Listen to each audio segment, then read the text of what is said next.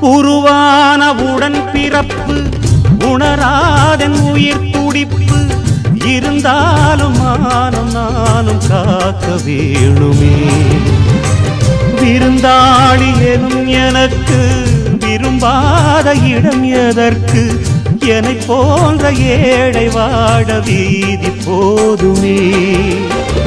உருவானவுடன் பிறப்பு உணராதன் உயிர் துடிப்பு இருந்தாலும் மானம் நானும் காக்க வேணுமே. விருந்தாளி எனும் எனக்கு விரும்பாத இடம் எதற்கு? என்னை போன்ற ஏழை வாட வீதி போதுமே.